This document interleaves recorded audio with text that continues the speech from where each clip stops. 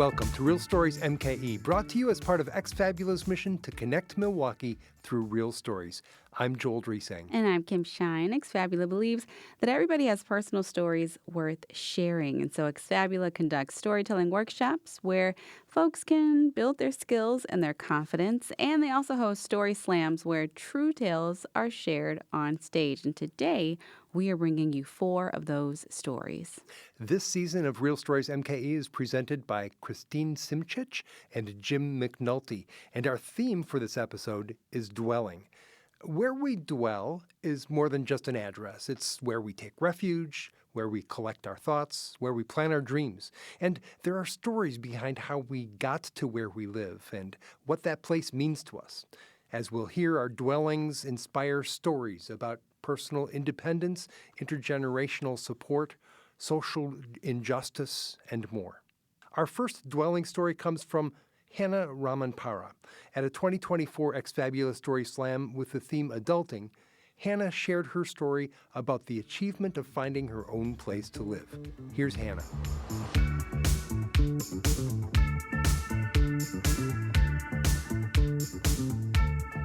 So I'm here to share my story about how I first got my own apartment.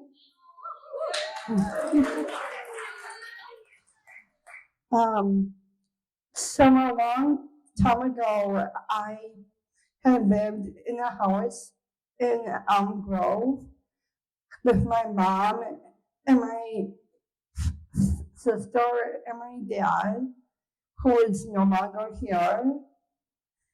But it was a really fun house, and I have some good memories of that house. We had a pool in our backyard, and I remember spending a lot of the summers swimming in our pool,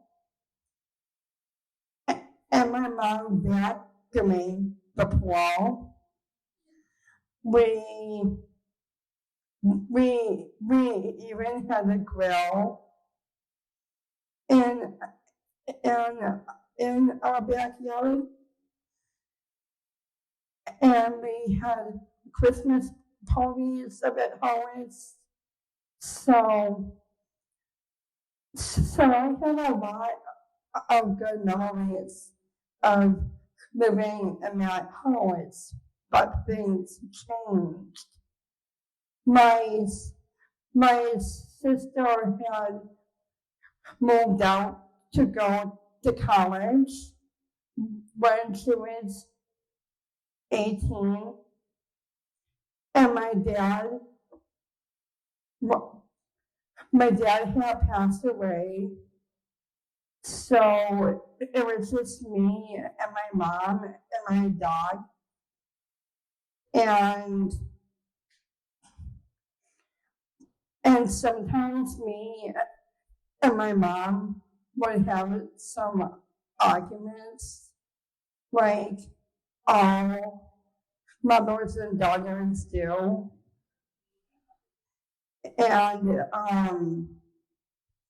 And so I found I wanted my own space and to live in my own apartment. So I have friends whose parents bought an apartment building, and I remember telling them that I was interested in living in their building, and they let me have that opportunity. And I was very happy about it because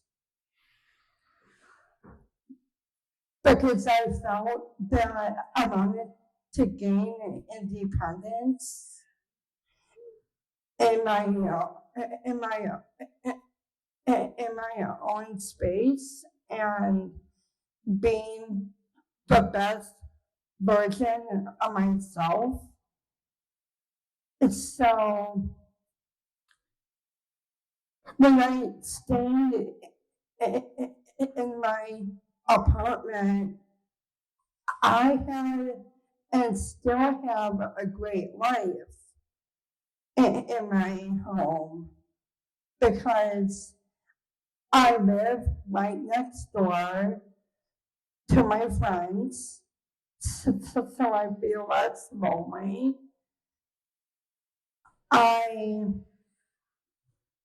My mom lives 10 minutes away, and I have mentors who come and help me do things around my apartment.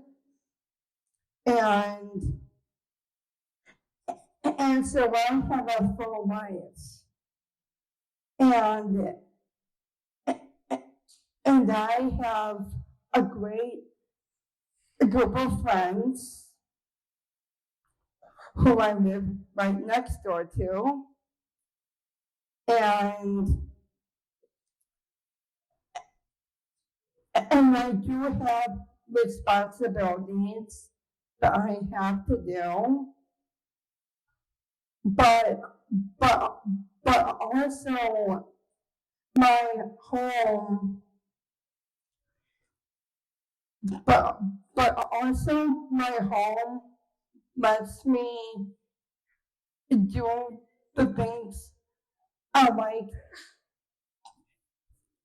to do. And and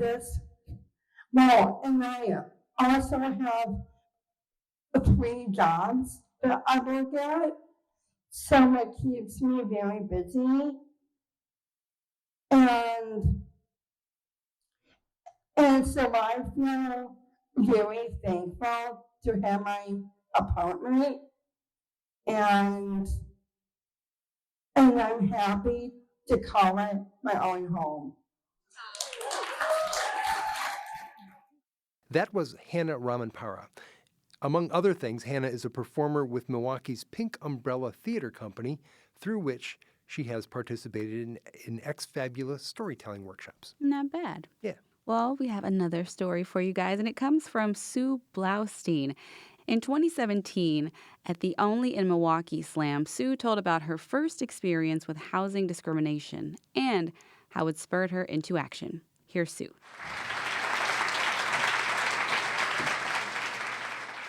I moved to Milwaukee in 1979. I'd grown up in New York. I lived in Madison for 5 years, and I made it here. And tonight, I just went to an event before I came here. It was an open house from an organization that I have a really long history with, the Metropolitan Milwaukee Fair Housing Council. And in 2017, we are going to celebrate, I believe, the 50th anniversary of the Federal Fair Housing Act. And my time in Milwaukee, a few years into my time in Milwaukee, I got to intersect with this interesting slice because Milwaukee has a very rich history in the area of fair housing. I had a really nice upper flat at 41st Street, just north of Hampton Avenue. It was an upper flat above the owners of the house. They were an elderly couple. I was a lot younger then. And it was a great place, great price, close to my work. I worked at W.H. Brady then. And the only thing was the landlord was really nosy. I don't know if that was just a Milwaukee phenomenon, but he was really nosy. Very paternal, which I guess was nice. I would come and go. I worked second shift a lot of the time. But somehow he always managed to be at the back door when I was coming or going. Oh, Susan, what are you doing? Oh, you worked overtime on Saturday. Yeah, I thought we saw you leave early. And I'm like, oh my God. I was feeling a little smothered, but anyhow, nice apartment, good location. I kind of put up with it. Actually, I didn't live there right away, but anyhow, 1983, I started dating a black man, and he would come visit me. And I introduced them to him, because they're always at the back door when I'm going up. And I have decent manners. Hi, this is Maurice. He's a friend of mine. Oh, okay. Anyhow, on Mother's Day, this is great, on Mother's Day, he had spent the night before, and when he left in the morning, and then not long after that, my landlord said, Susan, can we talk to you? And I go downstairs. His wife had always been kind of on the quiet side. She says to me, are you running a cat house up there? I was like, whoa. And he said to me, we can't have this, Susan. We have lots of nice things in this house. And I was like, okay. Now, I wasn't very strategic about working the law, so I jumped the gun and said, fine, I'm out of here. And I found another apartment, but I also had a lot of activist friends. I was an activist, and I knew about the Fair Housing Council. And I went to them and I told them what happened. And they said, yeah, you have some recourse, even though it's an owner-occupied building. And there's a lot of details involved. I had to write up a narrative of what happened. They said, well, you sure to go back and discuss it with him, because it's better if he actually evicts you. You kind of jumped the gun by, I'm out of here. But anyhow, to make a long story short, they did help me recover. This is, 1983. They helped me recover some money from my moving expenses, and I became a volunteer investigator for them as a result of this. And that's a really wonderful way to learn that discrimination and racism doesn't always have that ugly, hateful face where they're just going to say, no, we don't rent to you people. But the things that I was told when I went to seek a unit, and the things that people of color were told when they presented similar income and other characteristics, the things that they were told about availability, it's like, okay, this has been laid bare, what goes on. And maybe not only in Milwaukee, but definitely a feature of life here. And at 40 years, they still shouldn't be having to pursue these things, but they're alive and kicking.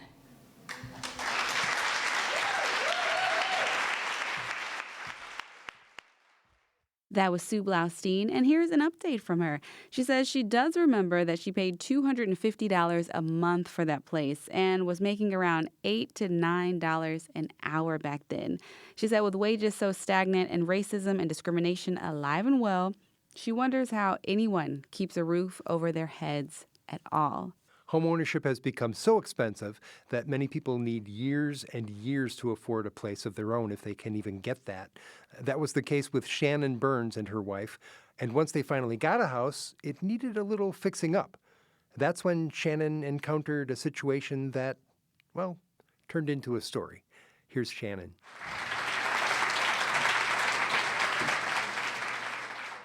I signed up 5 minutes ago, so we'll see how this goes.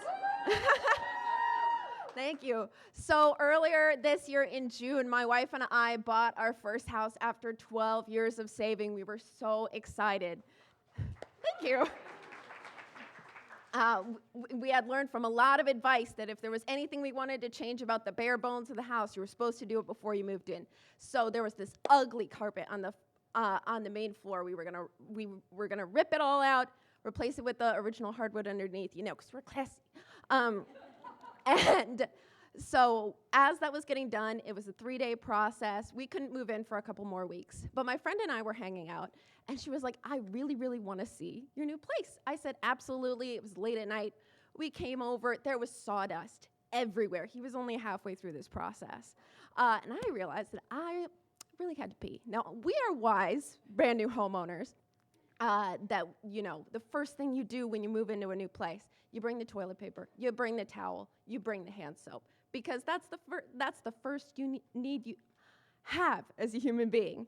So I say, oh, don't worry about me. I'll be back in a few minutes. My friend is sitting out in the living room, the completely stark, nothing adorned, empty living room with no lights in it either.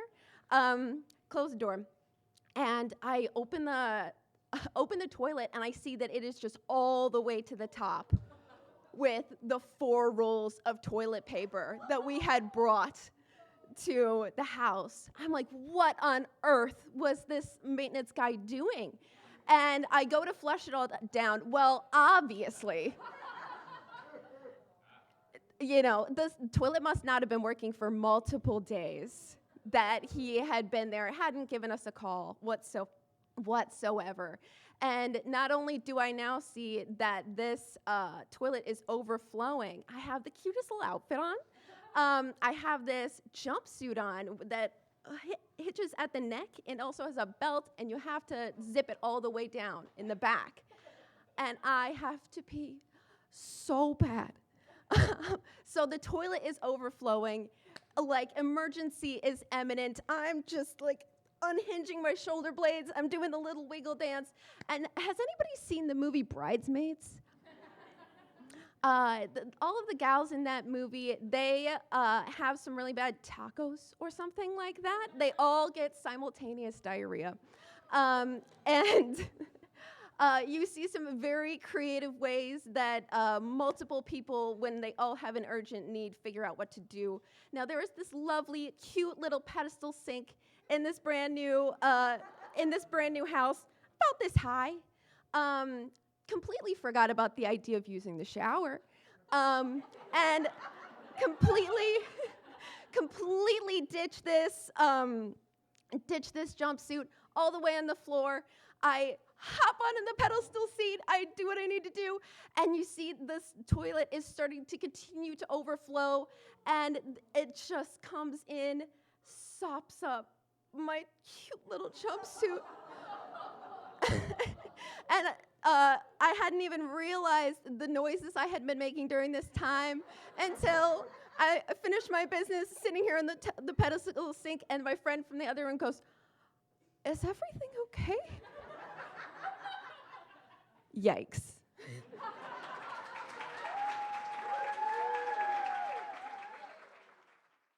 That was Shannon Byrne from a 2024 Story Slam with the theme Yikes. I like that name for a theme.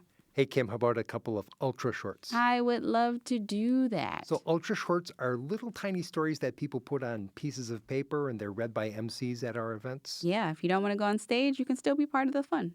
Here's an ultra short that Ex Fabula collected as part of a 2023 partnership with HCNI, the Historic Concordia Neighbors, Inc.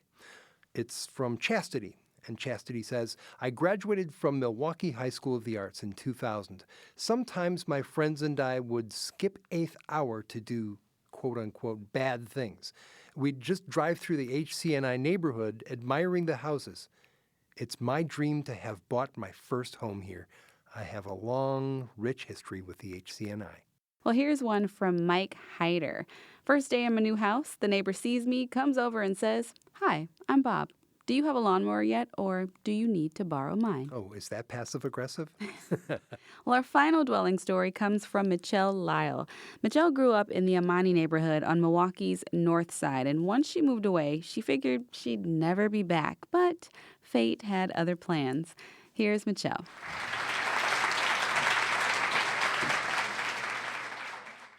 When I moved back, my sister and I sat on the porch and thought about those same kids that we played with that were now either dead or in prison. And this was not a home that I wanted to come back to.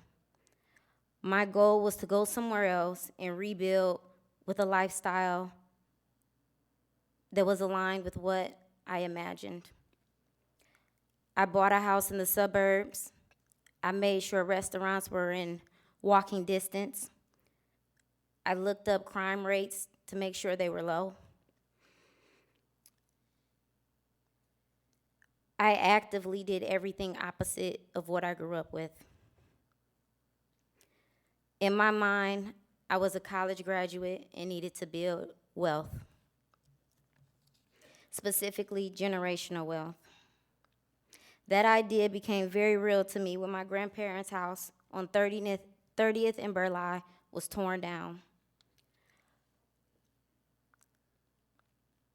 My older sister was so angry and hurt. I remember her yelling at her father through the phone, so upset that he could have given it to her so they would have something. I remember the day it was torn down and the tears that came.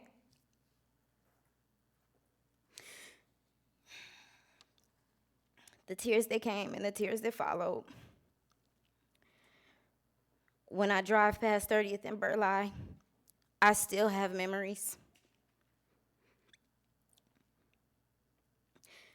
You see, when we were displaced, that was where she went.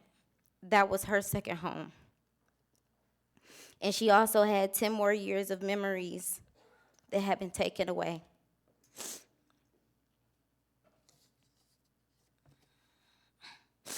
I was saddened in that moment, but didn't understand the significance until years later.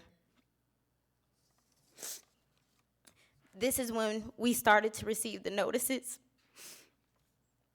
I'm gonna get through it, y'all, I'm sorry.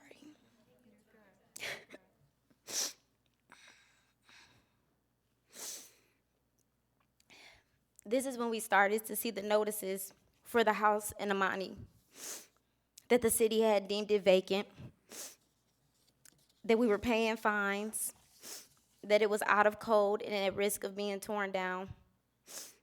Suddenly, I better understood what she really felt that day and what we truly lost many years ago are the memories, the legacy, and that generational wealth I thought I was building. I returned to Amani, to our house. I looked at the vandalism that was left behind from drug addicts breaking in and selling metal for scrap, them raffling through our things because we all left and it had become a time capsule. The oddness of it looking so similar to what I moved into as a 6-year-old. I found myself, with the help of my nieces and nephews, cleaning out the house again, seeing the things that were broken, the furniture, the clothes, and the random debris left behind, as everyone moved on to different chapters of their lives. I am truly a proud Amani resident. I have been in this house ever since. I have been trying to make it as comfortable as possible so that everybody comes back to home.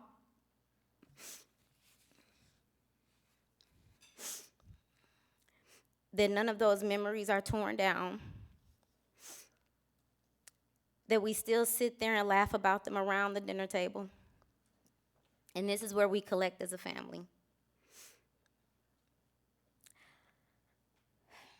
After working, I better understood that my parents did all these things the best way they could with the resources that they had. Because even though we struggled on some days, we were never homeless again. I've done some remodeling, painting and updating bathrooms and kitchens. But one of the things my nieces and nephews pushed me to keep is an old ceiling fan that my father installed when they were toddlers. This fan has the alphabet, numbers, primary colors, and green on its blades. In the early days of cleaning out the house, they made note of remembering lying in bed, looking up at that same ceiling fan, and being able to answer the quiz questions of what color is this letter? What color is this number? Hearing them share the stories, it really made me feel good that I was holding on to something that was beyond me. even as they're young adults now and having their own children. As I repainted and moved things out, they still continue to ask me, what are you going to do with that fan? You can't take the fan down. My living room are shades of gray and red with a fan as primary colors and the alphabet on it. I had to realize that this was a part of their childhood, and this was one of the memories that they communally shared together. This was one of the things that was connected to my father, who died when they were toddlers, and that was also connected to me in this house. Now those same nieces and nephews have their own children, and I see them do the same thing in the living room, pointing at that ceiling fan and asking, what color is this or that? Despite my attempt to run from this house, to run from Amani, to build this idea of generational wealth and this entire life that I thought was better, I'm still here. I am still actively trying to restore this house and this neighborhood. And everything that I've learned, I try to pour into it. It makes me feel good that I have created legacy from something that had come out of us being displaced. I have monthly Sunday dinners with the family, all my siblings, all their children, and all of their children. Our house is full and loud with all the conversations, laughter, memories, food, and love. It's such an amazing time for all of us to be there. All 4 generations of family sitting around the same dinner table where I was when I received my first birthday song from the Random Friends when we moved on 23rd Street in Amani. Thank you.